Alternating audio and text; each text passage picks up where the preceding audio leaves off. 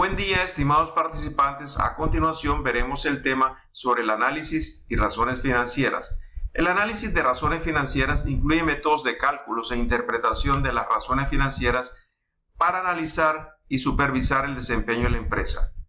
Los accionistas actuales y potenciales se interesan en los niveles presentes y futuros del riesgo y rendimiento de la empresa, que afectan directamente el precio de las acciones. Los acreedores se interesan en la liquidez a corto plazo de la empresa, así como la capacidad que tiene la empresa de honrar los pagos de los intereses y el principal de sus préstamos. Y por supuesto la administración se interesará en todos los aspectos de la situación financiera y trata de generar razones financieras o indicadores financieros que sean favorables para los dueños y los acreedores. Es decir, las razones financieras son indicadores financieros. Es como que si nosotros fuéramos donde el médico y el médico nos toma la temperatura y nos dice: usted tiene 38 grados de temperatura, usted tiene una fiebre. En efecto, si comparamos la temperatura, así también los indicadores financieros nos van a decir qué tan saludable está financieramente la empresa en cada una de sus actividades. Análisis de una muestra representativa. ¿En qué consiste esto? En comparar razones financieras de diferentes empresas en el mismo periodo. Implica comparar las razones de la empresa con las de otras de la misma industria o con promedios industriales. ¿Qué significa esto? Si estamos analizando industria de la leche, vamos a comparar mi empresa que está en la industria de la leche con otra empresa que está en la industria lechera. ¿Qué significa benchmarking? Tipo de análisis de una muestra representativa en que los valores de las razones de la empresa se comparan con los de un competidor clave o de un grupo de competidores a los que la empresa desea imitar. Es decir, nos comparamos nuestras razones, nos comparamos contra los mejores. Uso de las razones financieras, precauciones en el uso de las razones, en el análisis. Las razones que revelan desviaciones importantes de la norma simplemente indican la posibilidad de que existe un problema. Por lo general, véase esto, por lo general una sola razón no ofrece suficiente información para evaluar el desempeño general de la empresa. Se requieren varias razones para evaluar el desempeño general de la empresa. Las razones o indicadores financieros que se comparan deben calcularse usando estados financieros fechados en el mismo periodo. Tenemos que comparar estados financieros elaborados dentro de los mismos periodos. Es preferible usar estados financieros auditados. Por supuesto, los estados financieros auditados nos dan más confianza y seguridad de que los resultados son confiables. Los datos financieros que se comparan deben generarse de la misma forma. Para mostrar los cálculos de las razones financieras o indicadores financieros, usaremos los estados de pérdidas y ganancias y el balance general de Bartlett Company presentado en la tabla que vamos a ver a continuación. Aquí tenemos los estados financieros, tenemos el estado de pérdidas y ganancias de Bartlett en miles de dólares, donde tenemos todo lo relacionado a los ingresos operativos, a las utilidades, a los gastos operativos, a los gastos por intereses e impuestos. Y a continuación tenemos también el balance general, en donde tenemos las cuentas de balance, donde tenemos los activos corrientes, donde tenemos los activos fijos, donde tenemos los pasivos corrientes o pasivos de corto plazo, donde tenemos los pasivos de largo plazo o deudas a largo plazo y todo lo relacionado al capital patrimonial que tiene que ver con las acciones preferentes, las acciones comunes, el capital pagado en exceso, el valor a la par de las acciones comunes y las ganancias retenidas. Veamos la primera razón. Razones de liquidez. La liquidez de una empresa se mide por su capacidad para cumplir con sus obligaciones de corto plazo a medida que éstas llegan a su vencimiento. En resumen, obligaciones de corto plazo es que la empresa puede cumplir con sus deudas de corto plazo. En otras palabras, la liquidez se refiere a la solvencia y la posición financiera general de la empresa, es decir, la facilidad con la que puede pagar sus cuentas. ¿Cómo se calcula? Liquidez corriente es igual a los activos corrientes entre los pasivos corrientes. La liquidez corriente, acá nos da la relación que es 1.223.000 entre 620.000 es igual a 1.97. Veamos de dónde sale esta información. Como ustedes pueden ver acá, total de activos corrientes es 1.223 y el total de pasivos corrientes acá es 620. Por supuesto, este cálculo nos da la razón que es de 1.97. ¿Qué nos indica este número? Este número nos indica que nosotros podemos cubrir las deudas a corto plazo con nuestros activos corrientes en 1.97 veces. Esto significa que es un resultado bastante favorable. O sea que es un indicador muy sano. La siguiente razón de liquidez, estamos hablando de las razones de liquidez, es la razón rápida.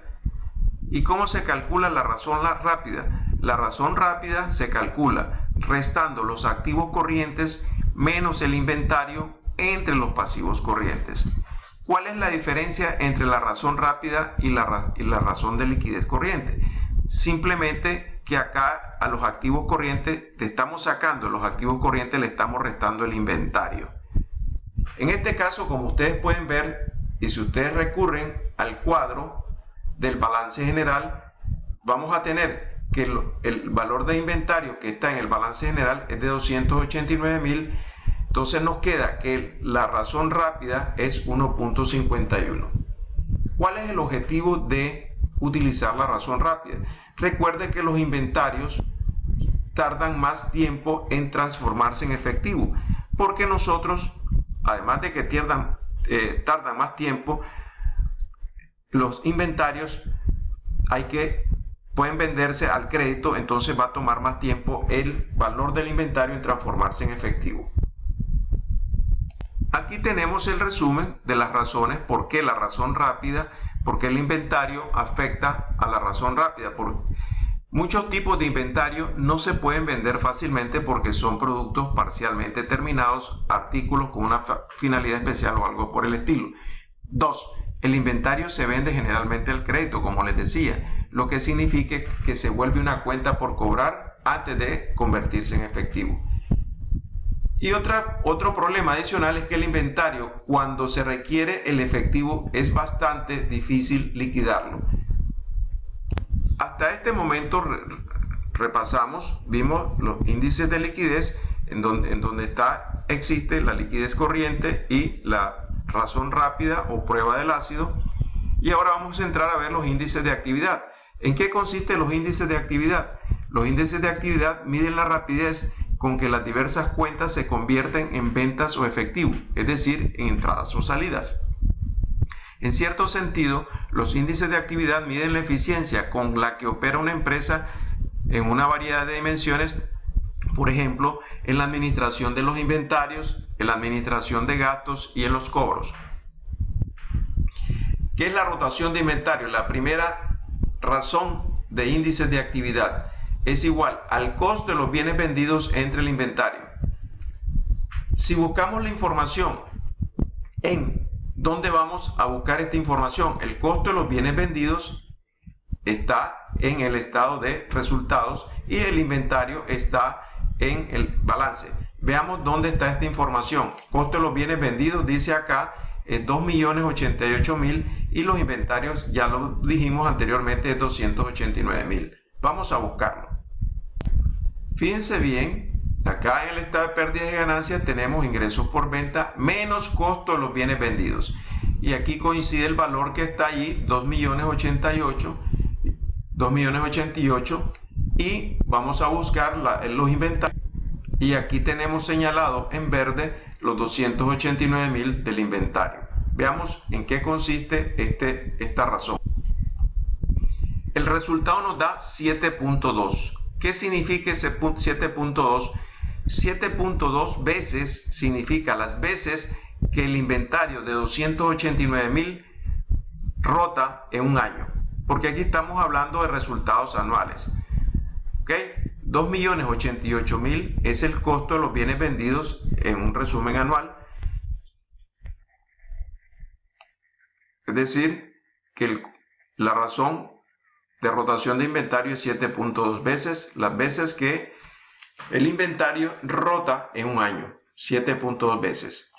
Ahora vamos a ver el siguiente índice de actividad que se llama edad promedio del inventario, que es igual, en este caso, fíjense bien, dividimos 365 días entre la razón de inventarios. ¿Qué nos va a dar? 365 días entre la rotación de inventario nos da 50.7 días. ¿Qué significa esto? Que nosotros en promedio debemos de mantener 50.7 días de inventario. O sea que lo que debemos de manejar en el negocio es el equivalente a 50.7 días de inventario que necesitamos nosotros para que el negocio opere normalmente. La siguiente índice de actividad es el periodo promedio de cobro. Ya vimos la rotación de inventarios, la edad promedio de los inventarios y ahora vamos a ver el periodo promedio de cobro. El periodo promedio de cobro es básicamente los días que la empresa da para que los clientes paguen cuando se vende al crédito. ¿Cómo se encuentra? Sencillo, tenemos el valor de las cuentas por cobrar. Recuerden, las cuentas por cobrar es una cuenta de los activos corrientes entre las ventas diarias promedio. ¿Cómo encontramos las ventas diarias promedio? Dividiendo las ventas anuales que conocemos entre 365 días. ¿Ok? Sustituimos los datos. Si sustituimos los datos, ya sabemos que las cuentas por cobrar están en el balance general. Sustituimos los datos y esto nos da que en promedio la empresa da para pago de sus clientes cuando vende al crédito 59.7 días. Ahora vamos a ver, ya vimos las cuentas por cobrar, el periodo promedio de cobro. Perdón, el periodo promedio de cobro. Ahora vamos a ver el periodo promedio de pago. Entonces, ¿qué tomamos? La cuenta, el valor de las cuentas por pagar. Las cuentas por pagar, recuerden, está en el pasivo. Acuérdense que las deudas son pasivos. Las cuentas por pagar está en el pasivo corriente y se divide el periodo promedio de pago entre las compras diarias promedio. Entonces tenemos que las cuentas por pagar entre las compras diarias promedio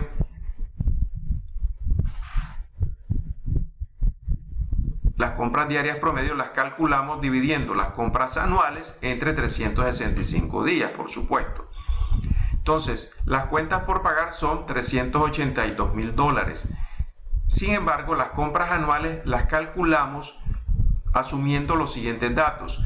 Si suponemos que las compras de Bartlett Company correspondieron al 70% del costo de sus bienes vendidos, su periodo promedio de pago es el siguiente. O sea que las compras anuales vamos a asumir que representan el 70% del costo de los bienes vendidos, que era $2.088.000.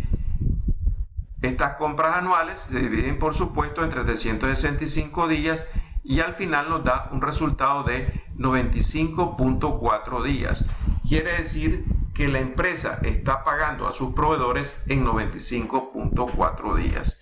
¿Qué significa? Este es un promedio razonable. Si ustedes se fijan, si nosotros pagamos en 95.4 días y damos crédito por 59.7 días, en alguna forma nuestros proveedores están financiando nuestras cuentas por cobrar. Si nosotros pagamos a 95 días y cobramos a 59.7 días, vamos a tener una ventaja porque los proveedores nos van a estar financiando nuestra operación. Solo para recordar, fíjense bien, aquí les estoy abriendo el balance general, donde están ubicadas las cuentas por pagar. El dato que acabamos de calcular aquí está en 382.000 cuentas por pagar y esta corresponde a los pasivos corrientes. ¿Ok? Entonces tenemos acá 382.000 y con eso complementamos nuestra información. Y como ustedes ven, recordando también, el costo de los bienes vendidos está en $2.088.000.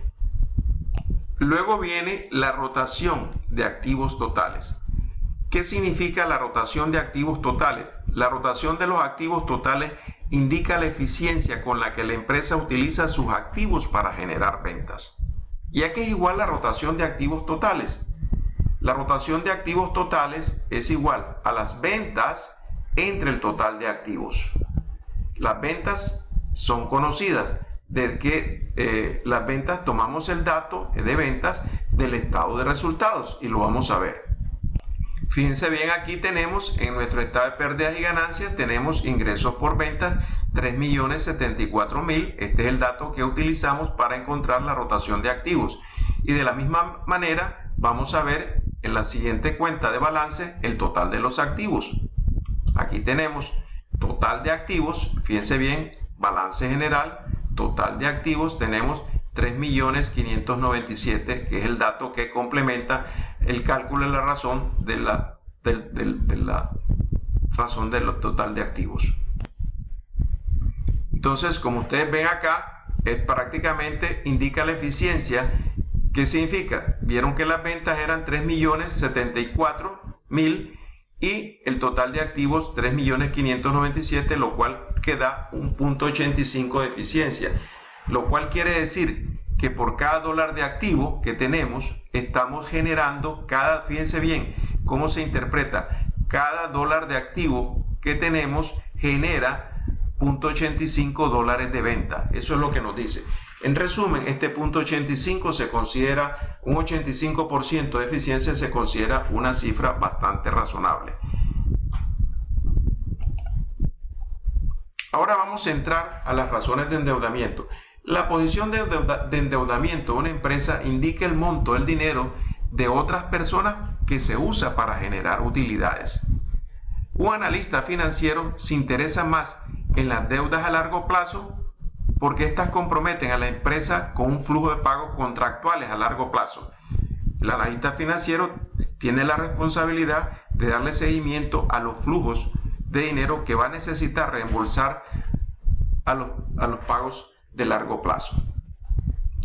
Debido a que los compromisos con los acreedores se deben cumplir antes de distribuir las ganancias entre los accionistas, tanto los accionistas actuales como los futuros deben prestar mucha atención a la capacidad de la empresa para saldar sus deudas. ¿Ok? Bueno, para ilustrar un poco la relación de endeudamiento, la razón de endeudamiento, veamos el siguiente ejemplo. Vamos a asumir que una señora llamada Patty invierte en un pequeño negocio en donde ella tiene que invertir $50.000 en total. Entonces, aquí se crea una situación de invertir los $50.000 sin deuda o con deuda. Por eso tenemos acá plan sin deuda y plan con deuda. Bien, vamos a invertir $50.000. Tenemos que los activos corrientes son $20.000, los activos fijos son $30.000, el total de activos son $50.000, como ustedes pueden ver. Deuda, no tenemos deuda porque este es plan sin deuda. El patrimonio, asumimos que el accionista o los dueños ponen $50.000 para hacer su negocio. Entonces en total tenemos total de activos $50.000, total de patrimonio $50.000, total de pasivos y patrimonio es $50.000. En el plan con deuda van a ser exactamente los mismos datos, con la única diferencia que van a asumir una deuda de $25.000 y de capital o patrimonio se van a poner solamente $25.000. Al final, el pasivo o la deuda más el patrimonio es igual a los $50.000 de capital que requiere el proyecto. Ahora bien, vamos a analizar el estado de pérdidas y ganancias. Vamos a asumir que se vendieron $30.000.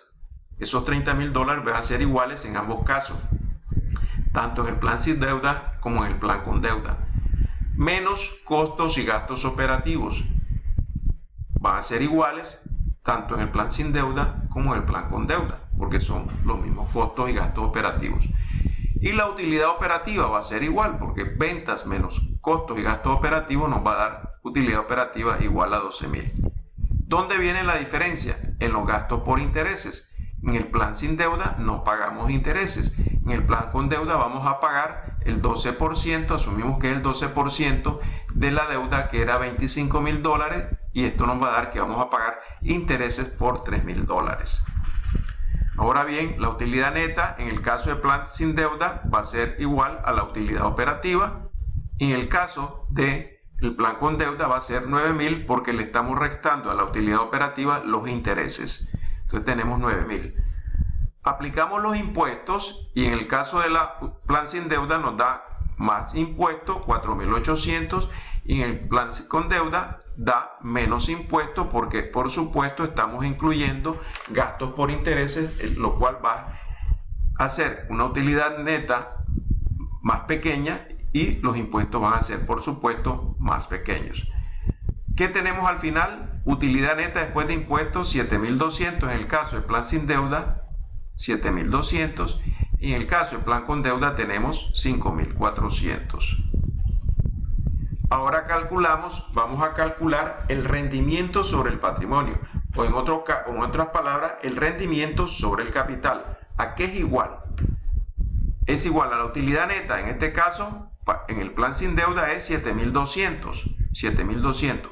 Entre el capital, en el plan sin deuda el capital es 50.000, porque se pusieron totalmente sin deuda. 50.000 es el patrimonio, entonces nos da que el rendimiento es 14.4% sobre el patrimonio. En el caso del plan con deuda, fíjense bien, la utilidad neta es 5.400, pero el capital va a ser, el patrimonio es 25.000. ¿Por qué? Porque los otros 25.000 se financiaron con deuda. Entonces nos da que el rendimiento sobre el patrimonio es 21.6. Como ustedes pueden ver, si nosotros analizamos el plan sin deuda y el plan con deuda, nos resulta que el rendimiento del plan con deuda es mayor porque tenemos menos capital, porque estamos evaluando básicamente el rendimiento sobre el patrimonio. Eso significa que si nosotros sabemos administrar nuestras deudas y las podemos optimizar, nosotros podemos obtener mejores rendimientos sobre el patrimonio.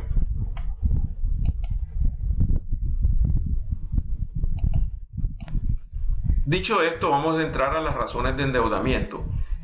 ¿Cuáles son nuestras razones de endeudamiento? El índice de endeudamiento mide la proporción de los activos totales que financian los acreedores de la empresa. Cuanto mayor es el índice, mayor es el monto del dinero de otras personas que se usa para generar utilidades. ¿Y cómo se calcula el índice de endeudamiento? Sencillo, se calcula dividiendo el total de pasivos que equivale al total de deudas entre el total de activos. Básicamente, los pasivos, por supuesto, lo tomamos del balance general del total de pasivos o el total de deudas, y el total de activos también lo tomamos del balance general del área de los activos. Si tomamos los datos acá en el cálculo, vemos que 1.643.000 es el total de pasivos y 3.597.000 es el total de activos. Y nos dice que es un 45.7%. ¿Cómo se lee esto? Se lee que del total de activos, que son 3.597.000, nosotros nos están financiando el 45.7%. Quiere decir que el 45.7% de los activos son financiados por nuestros acreedores. O sea que realmente nuestro activo está financiado en un 45.7% por nuestros acreedores. Razón de cargos de interés fijo. Mide la capacidad de la empresa para realizar pagos de intereses contractuales. Cuanto más alto es su valor, mayor es la capacidad de la empresa para cumplir con sus obligaciones de intereses. Aquí es igual la razón de cargos de interés fijo. La razón de cargos de interés fijo es igual a la utilidad antes de intereses e impuestos entre intereses. Pero veamos bien lo que significa esto. La cifra de las utilidades antes de intereses e impuestos es igual a la cifra de la utilidad operativa presentada en el estado de pérdidas y ganancias. Aplicando esta razón tenemos el siguiente resultado. La utilidad antes de intereses e impuestos es 418.000 y los intereses 93.000 nos da que 4.5 veces. O sea que con la utilidad operativa de 418.000 nosotros podemos pagar 4 veces y media el valor de los intereses, que es de 93.000. Vamos a irnos a ver de dónde sacamos esta información. Vamos a referirnos al estado de pérdidas y ganancias, donde está la utilidad operativa o utilidad antes de intereses e impuestos, y están los intereses. Aquí tenemos la utilidad operativa o utilidad antes de intereses e impuestos, que equivale a 418.000, y acá tenemos gastos por intereses de 93.000. Si dividimos la utilidad operativa entre los intereses, nos da las veces que nosotros podemos pagar los intereses con nuestra utilidad operativa. Índice de cobertura de pagos fijos. Aquí es igual el índice de cobertura de pagos fijos. Tenemos la siguiente fórmula. ¿Y a qué se refiere básicamente? Los pagos fijos son los pagos en que incurre la empresa independientemente del nivel de actividad que tenga la misma. Entonces, aquí es igual a las utilidades antes de intereses e impuestos, es una fórmula ya establecida, más los pagos de arrendamiento que hace la empresa, entre los intereses que paga, más los pagos de arrendamiento, más los pagos del principal. Recuerden que el principal es el capital, el principal es el monto de cualquier préstamo, excluyendo los intereses, más los dividendos de acciones preferentes. Recuerden que los dividendos de acciones preferentes son los que se dan a los socios que son accionistas preferentes, y esto se multiplica por 1 sobre 1 menos T. Este T corresponde a la tasa de impuesto que paga la empresa. Si ustedes llenan los datos, y ustedes lo pueden ver acá, utilidad antes de intereses e impuestos es 418, pagos de arrendamiento 35, intereses 93, pagos de arrendamiento 35, pagos de principal 71, eso no aparece en ninguno de los estados financieros, sin embargo se dice que es un pago fijo, más dividendos, más 10.000 que se reparten de dividendos los accionistas preferentes, y complementamos el cálculo con la tasa impositiva de 0.29, y esto nos da que con la utilidad operativa nosotros podemos cubrir 1.9 veces los gastos fijos, los pagos fijos. O sea que es importante que comprendamos que este índice nos relaciona a ver los resultados de la empresa para cubrir todos sus pagos fijos y para mantener su operación. Ahora veamos a ver las razones financieras. El siguiente es el margen de utilidad bruta. Margen de utilidad bruta mide el porcentaje que queda de cada dólar de ventas después de que la empresa pagó el costo de los bienes vendidos. ¿Cómo se calcula? Margen de utilidad bruta es igual a ventas menos el costo de los bienes vendidos sobre ventas. Y esto se resume en ventas menos costo de los bienes vendidos es utilidad bruta. Utilidad bruta sobre ventas. Aquí tenemos el cálculo. Ventas es 3.074.000, dato tomado del estado de pérdidas y ganancias, igual que el costo de los bienes vendidos, 2.088.000, tomado del estado de pérdidas y ganancias, entre las ventas, que es 3.074.000, y esto nos da 32.1%. Es decir, que el margen de utilidad bruta, el porcentaje que queda de cada dólar de venta es 32 centavos, 32.1 centavos, para cubrir el resto de gastos con los que tenemos que incurrir para operar nuestro negocio. Ahora vamos a ya encontramos el margen de utilidad bruta, que es la utilidad bruta entre ventas. Y ahora vamos a ver el margen de utilidad operativa. Siempre en el mismo sentido, tenemos el siguiente nivel de utilidad.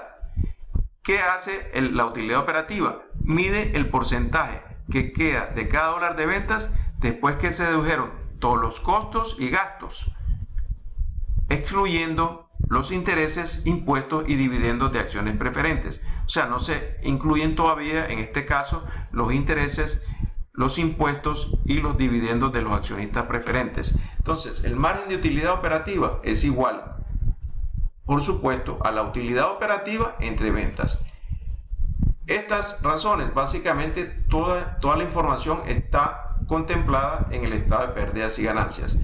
Ya sabemos cuál es la utilidad operativa, eran 418.000, dividimos entre las ventas y nos da 13.6%. ¿Qué significa? Que 13.6 centavos nos queda de cada dólar de ventas después de que nosotros pagamos el costo de los productos menos los gastos de operación. Y ahora vamos a ver el margen de utilidad neta. ¿Qué es el margen de utilidad neta? Mide el porcentaje que queda de cada dólar de ventas después que se dedujeron todos los costos y gastos operativos y además los intereses, los impuestos y los dividendos de acciones preferentes.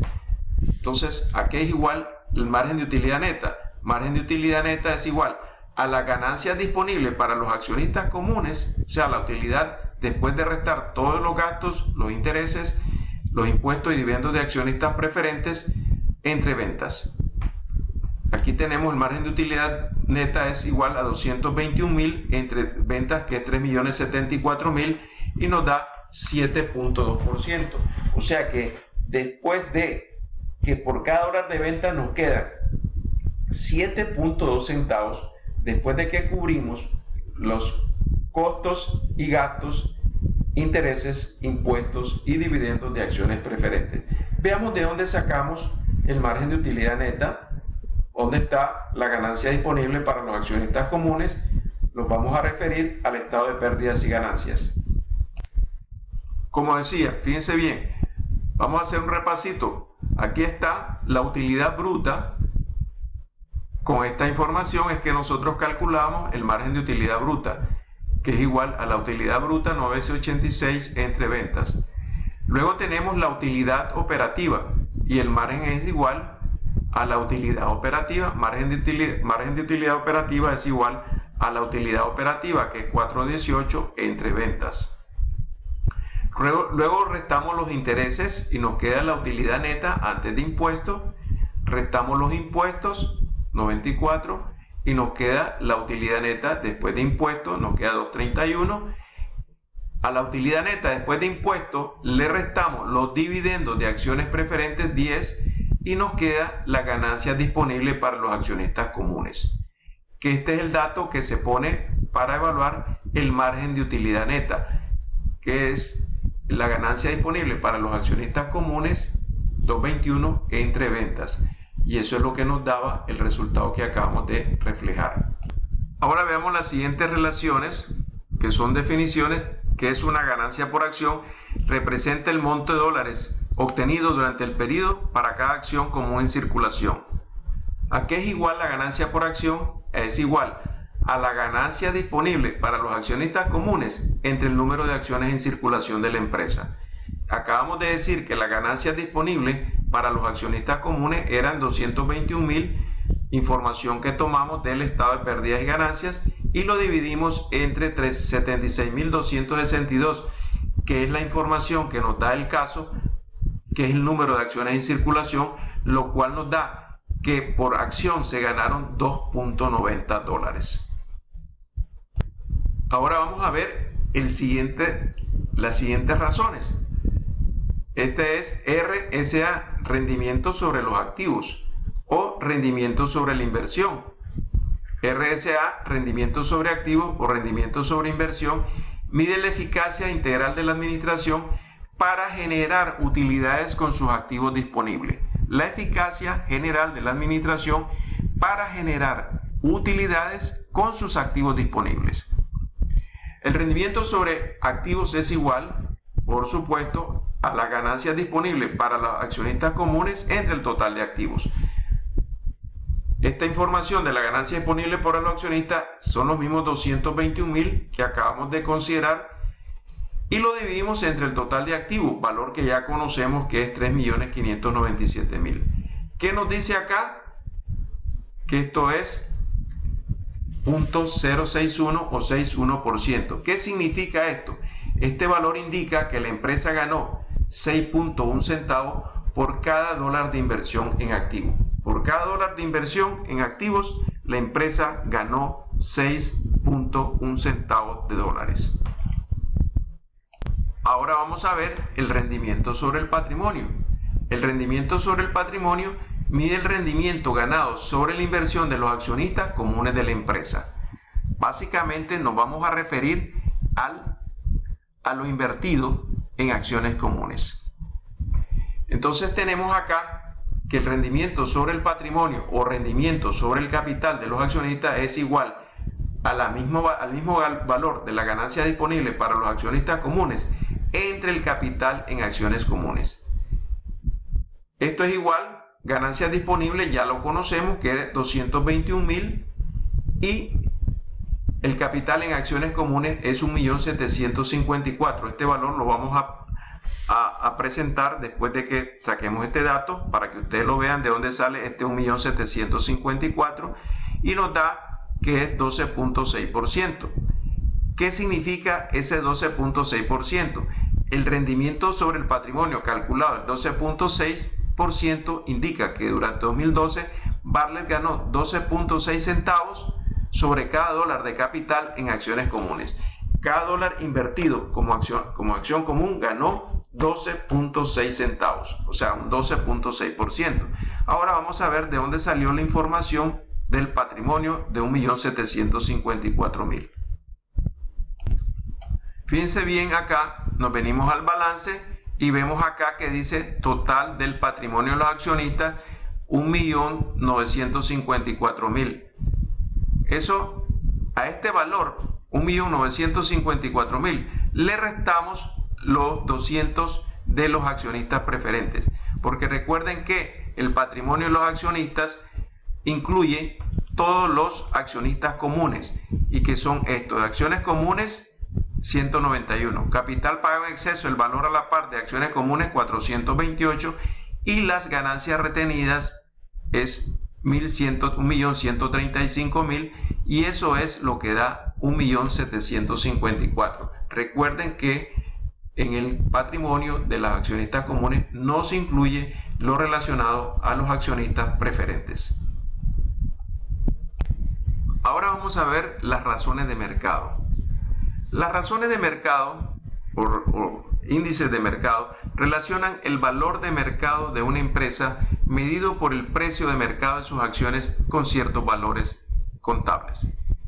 La relación del precio de las acciones versus las ganancias se usa generalmente para evaluar la estimación que hacen los propietarios del valor de sus acciones. Relación precio-ganancia mide la cantidad que los inversionistas están dispuestos a pagar por cada dólar de las ganancias de una empresa. La relación precio-ganancia mide la cantidad que un inversionista está dispuesto a pagar por cada dólar de ganancia de la empresa. El nivel de esta razón indica el grado de confianza que los inversionistas tienen en el desempeño futuro de la empresa.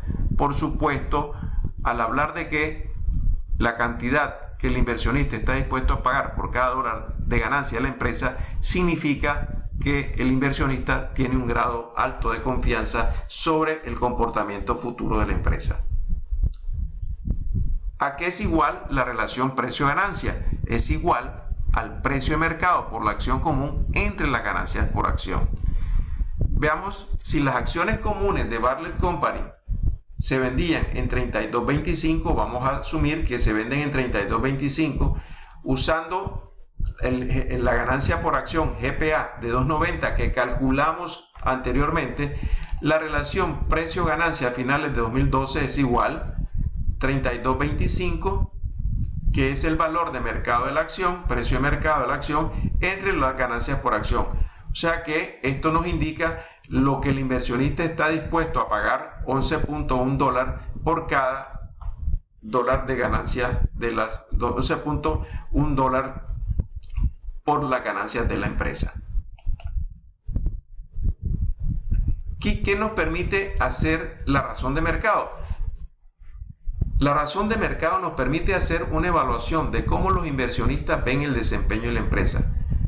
Las compañías de las que se esperan alto rendimiento en relación con su riesgo por lo general venden a los múltiples mercados libres más altos. Esta razón de mercado relaciona el valor de mercado de las acciones de la empresa con su valor en libros. Recuerden que las empresas tienen un valor de mercado y un valor en libros, las acciones.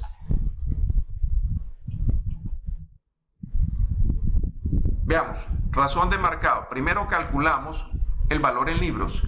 El valor en libros por cada acción común es igual al capital en acciones comunes entre el número de acciones comunes en circulación.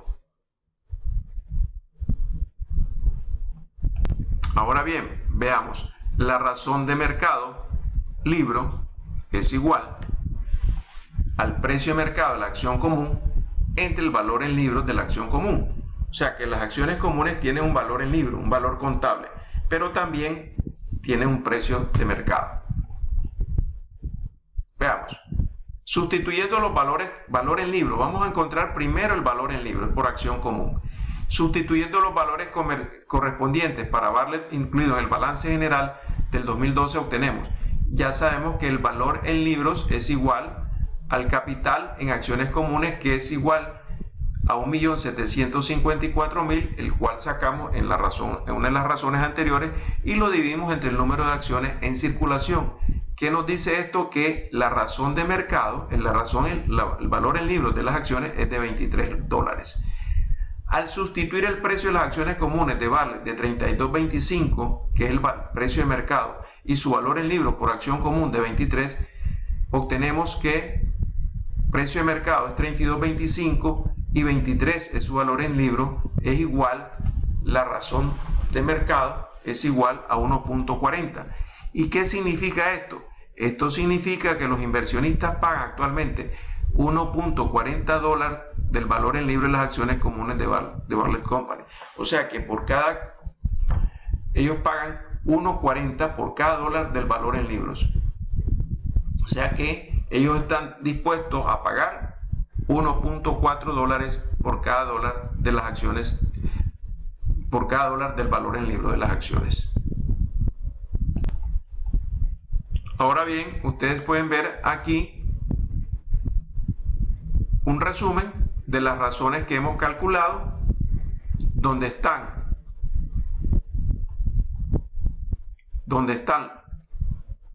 cómo se calculan y están diferentes valores calculados.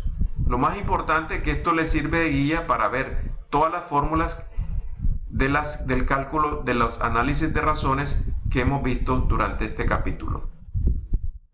Siguiendo un poquito con el cuadro, vean ustedes aquí, por ejemplo, tienen todas las fórmulas: liquidez corriente, razón rápida, rotación de inventarios, periodo promedio de cobro, periodo promedio de pago, rotación de activos totales. Tienen las respectivas clasificaciones de las razones por cada tipo de liquidez. Por ejemplo, aquí tienen las de liquidez, aquí tienen las de actividad, aquí tienen las de endeudamiento y las de rentabilidad. Entonces ustedes tienen las fórmulas y aquí tienen cálculos de diferentes años y ellos los comparan con el promedio de la industria. El promedio de la industria, como ustedes comprenderán, es el promedio de industrias similares, para que ellos se puedan comparar y evaluar cuál es su comportamiento, si está aceptable o no está aceptable. Esto está reflejado en cada uno de los periodos. Y ustedes pueden ver también, por ejemplo, acá el periodo promedio de cobro para el 2010 fue 43.9, para el 2011 51.2 y para el 2012 59.7. ¿Cuál es el promedio de la industria? 44.3. Ustedes saquen sus conclusiones, ven cómo se ha ido deteriorando los días de pago, los días de cobranza, o sea que va aumentando, o hay alguna razón por la que ellos puedan haber aumentado sus días de cobro. Igual ustedes pueden comparar. De la misma forma está el resto de razones. Aquí de la misma forma, vean ustedes ganancias por acción, rendimiento sobre los activos totales. Estas son las razones de rentabilidad, rendimiento sobre el patrimonio. Están las fórmulas, están los cálculos para cada uno de estos años para que ustedes comparen también los rendimientos contra el promedio de la industria y les va a decir si es aceptable o no. Y finalmente aquí tienen las razones de mercado, que es la relación precio-ganancia, que es igual al precio de mercado de la acción común entre las ganancias por acción, etc. Con esto damos concluido este tema que es el análisis y razones financieras. Gracias.